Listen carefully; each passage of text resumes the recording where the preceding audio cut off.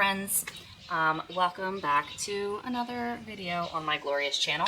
I'm outside today. Usually someone is using a very loud, obnoxious piece of yard machinery every single day, so I can't film outside, but it's been a little rainy today, so maybe that won't be a problem. I was going to actually be sitting on the porch swing. I can't talk. Porch swing. That's right there, but the carpenter bee who occupies it gets very mad if anyone sits on his swing and starts buzzing around in your face until you move. So I'm on the patio floor. Anyhow, today I'm talking about my summer health and weight loss plans. That's right. It's definitely going to work this time. Not like the winter health and weight loss plans where I didn't lose any weight. This time, it's going to work. Okay. Just to get that out of the way. So, all right. I'm just gonna tell you what's up. Okay. So first things first. I am going to try doing some fasting. Not intermittent fasting, like actual fasting for longer periods of time. I don't know how long yet or how frequently. I'm just gonna experiment and see how I feel. I've wanted to try out some actual fasting since I got my daughter weaned. I think it's been like 9 months now, and I really haven't. Ugh, he's going in his hole. It's so gross. Nasty thing. But I haven't yet, but I'd like to. And fasting can be like controversial in health spheres. You know, some people are pro-fasting, some people are very anti-fasting. And the sorts of people I follow, the like Peat, Peat people, tend to be anti-fasting. However, there's actually an interview, and I'm going to play a clip from it here in just a moment so you can listen to it, where Peat was talking about what he would do if he needed to lose some weight. And the first thing he says is that he would stop eating for a period of time, which means fasting. And I think that's a great way to jumpstart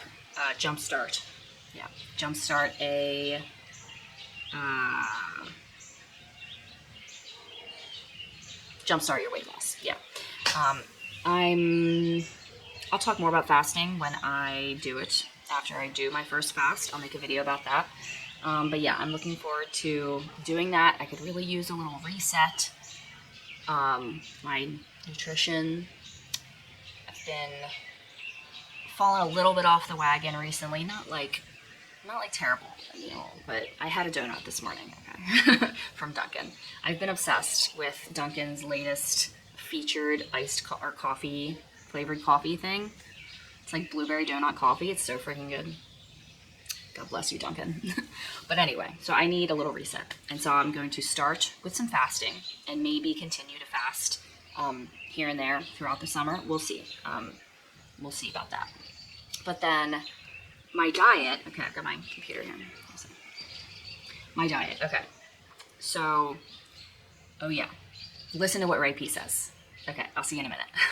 Dr. Peat, let's say that you were about 50 or 60 pounds overweight. What would you do to lose weight? First, stop eating for a while, and then go on a low-fat milk and cheese diet with a little bit of orange juice and an occasional egg and oyster.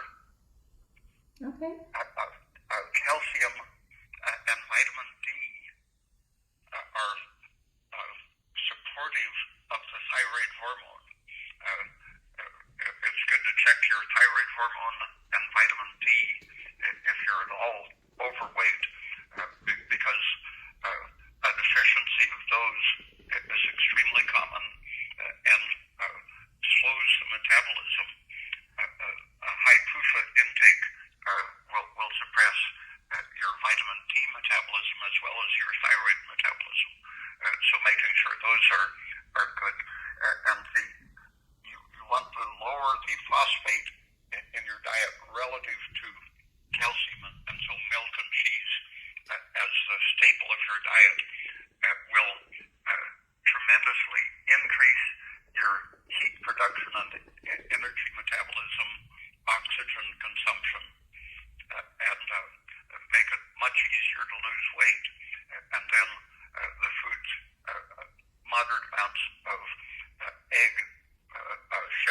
such as oysters, and some orange juice will provide essential nutrients and anti-inflammatory things that support your background metabolism.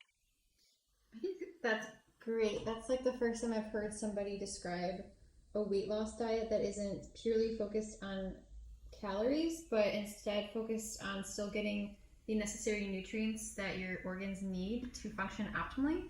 But would you still say that calories still do matter? He said, Yeah, yes. like so eat less. Yeah, but the difference is that a person who has been dieting very often will be burning calories at a rate of 700 or 800 calories per day, and so they get fat on just a few snacks. But when you shift over, making sure your vitamin D and thyroid are okay, but shift over to a high calcium to phosphate ratio in your diet, not much meat, not much shellfish, not much ordinary fish, but enough shellfish for the trace minerals. The high calcium to phosphate ratio and high protein relative to fat, with the rest of it carbohydrate enough so that you handle the protein and fat metabolism without stress. That will very quickly increase your calorie consumption from 700 or 800 a day up to the normal 2,000 per day, making it tremendously easier to lose weight. And as you stay out of the stress condition, your muscles are going to recover. You'll put on weight in the form of muscle as part of your ability to burn 1,000 or 1,500 more calories per day.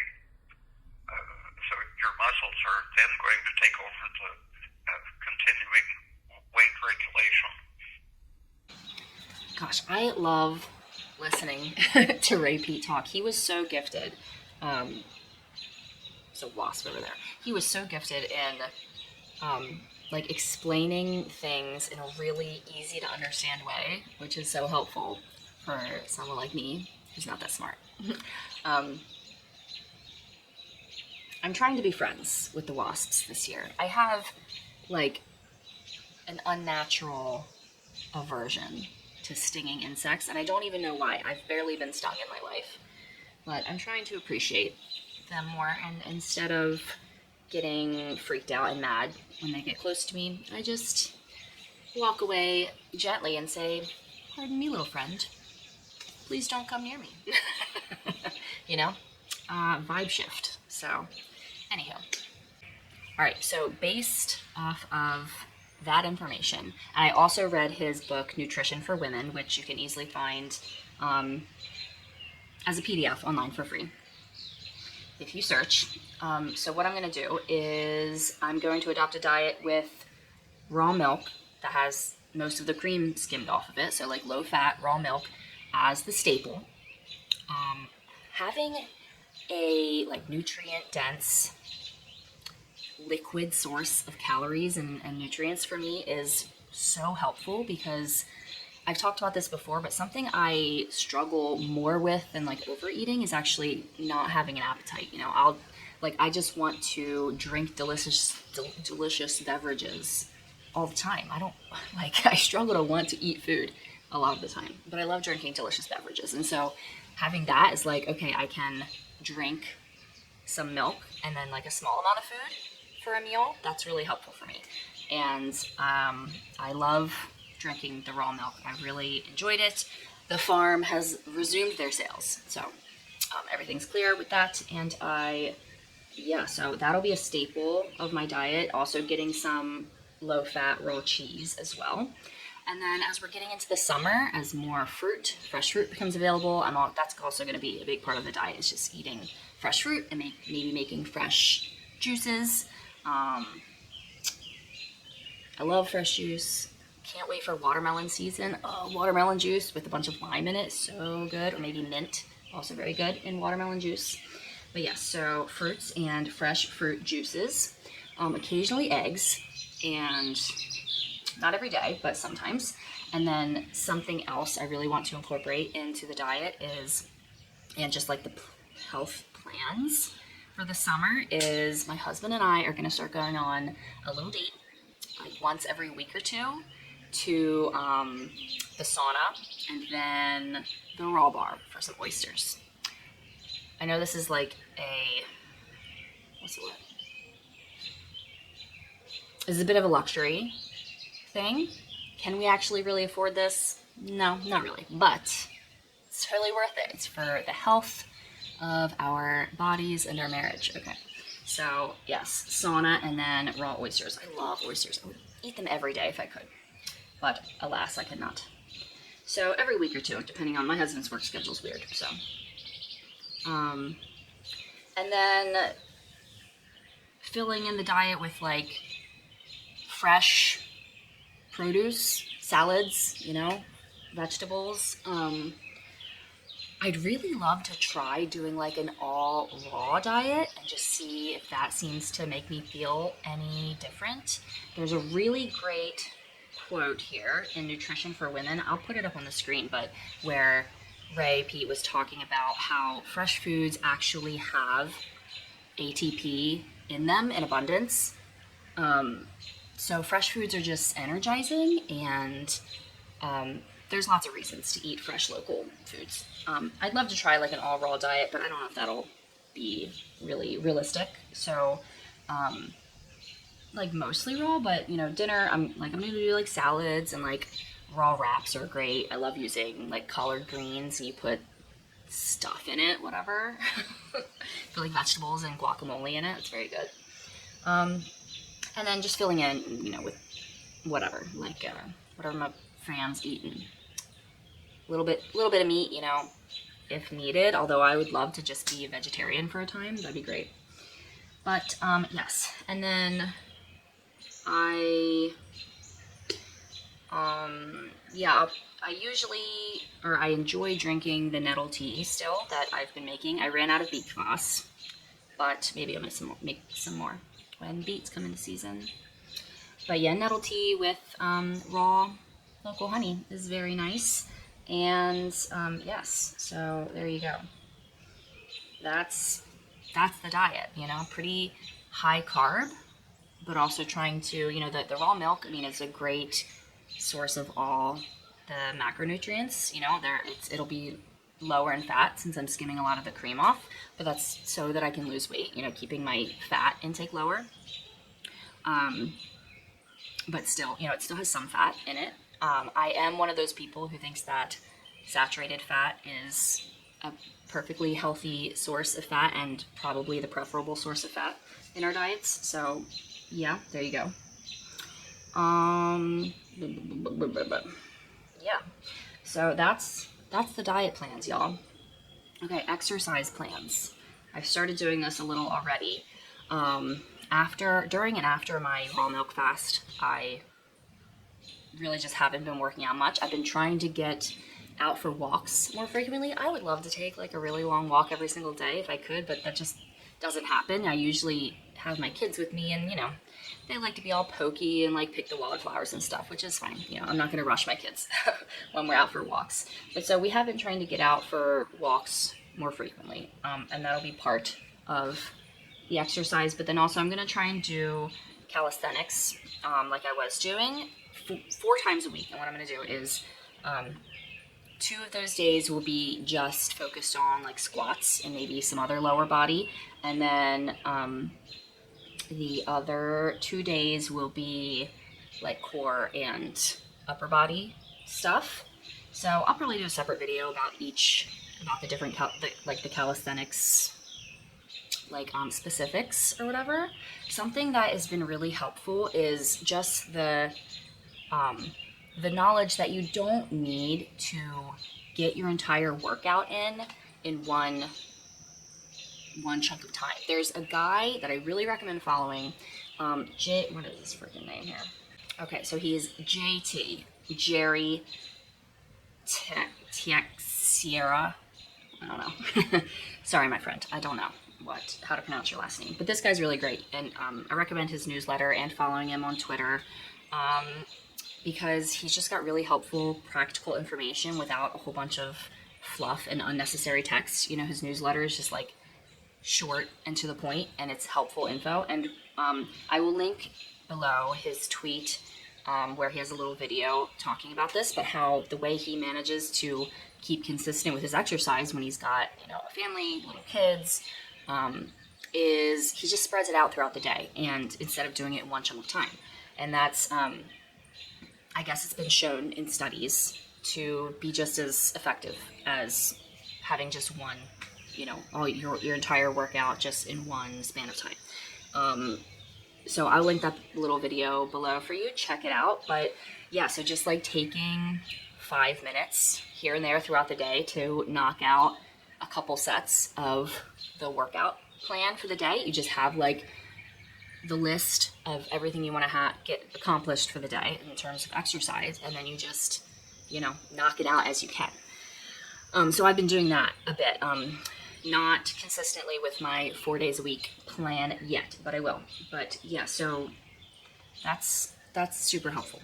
You know, I just take like 5 minutes and do a bunch of squats, you know, and then later on when I have another 5 minutes, I do a bunch more squats, right? So yes, that's the exercise plan, and then the calisthenics plus the walking.